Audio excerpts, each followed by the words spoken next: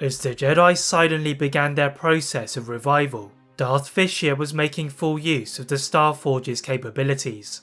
The Sith Emperor decided to spread his consciousness to various bodies, and now he could further the pursuit of his quest for immortality.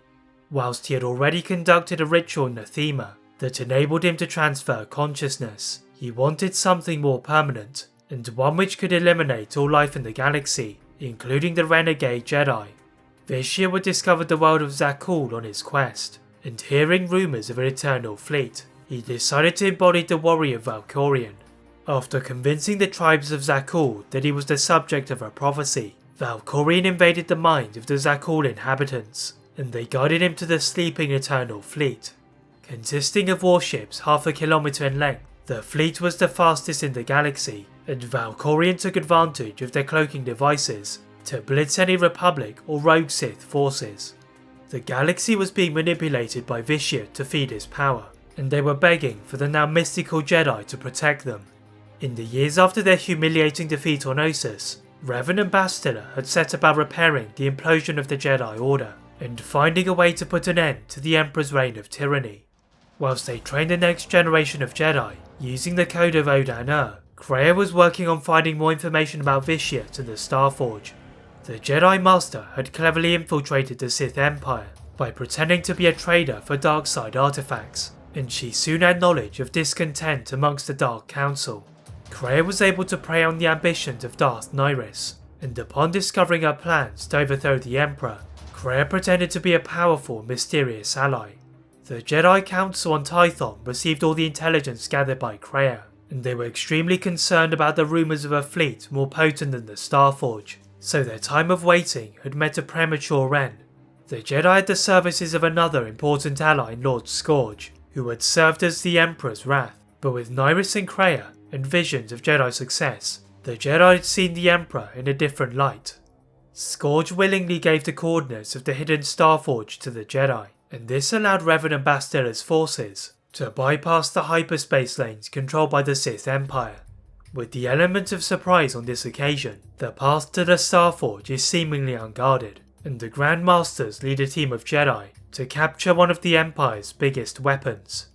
Having already advanced on the previous Starforge by providing a propulsion system to move it across the galaxy, the Emperor made upgrades to its disruptor fields, and it could now leach energy from any world within its vicinity.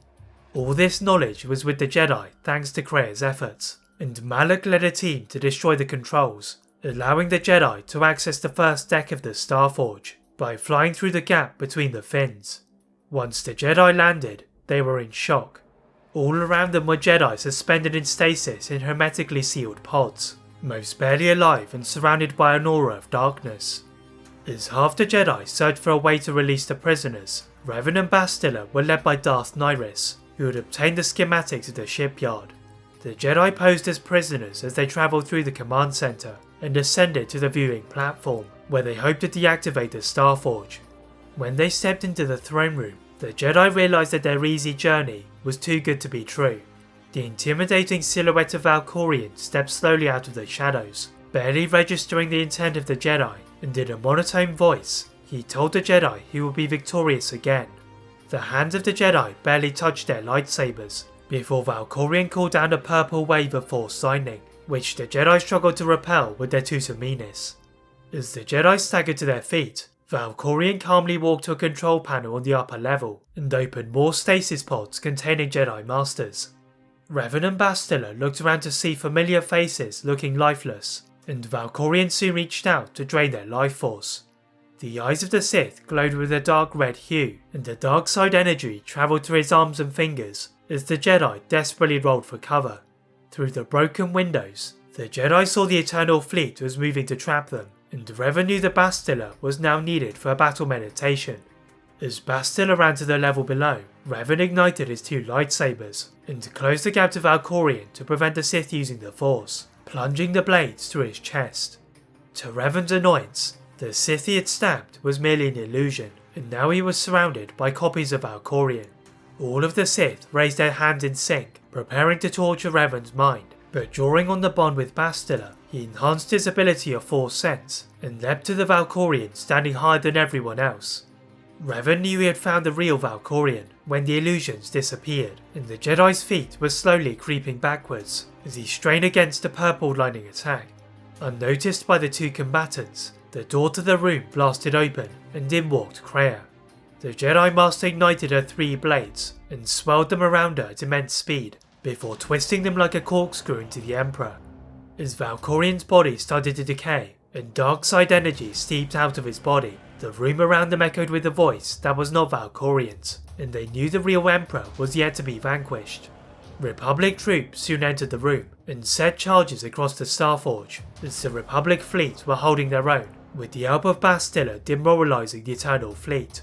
Revan leads the escape in the Ebon Hawk, leaving the trailing embers of the Starforge behind them, and with one of the Sith's weapons destroyed, the Jedi returned to Tython.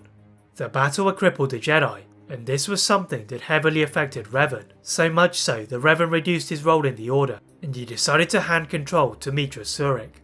The new Grand Master continued the work of her mentor, as she implemented focused lessons on Force bonds, and it made it easier for the Jedi to find potential Force sensitives. As ever with the Jedi Code, not everyone saw Surik's modifications as a positive step. The Jedi Master Darth Nala was amongst those who thought the Jedi needed to be more ruthless against the Sith, instead of waiting for Vishya to make his move, and she was one of many to abuse the code, as she started to manipulate high-ranking Republic politicians and officers. The Republic had yet to recover from the economic impact of Vishya's attacks, but with the manipulation of these rogue Jedi, the Chancellor decided that they couldn't ignore the threat of the Sith Empire. Despite the protests of the Jedi Council, and many of those in the Senate, that the Republic was in no position to compete with the Eternal Fleet, the result is a full-scale war, on an even greater scale than before, and the emergence of more Sith. That is it for part 2 of What If the Jedi Allowed Attachments. As always, if you'd like to see a part 3 or any other What If, feel free to leave your comments below. Thank you for watching, and see you next time.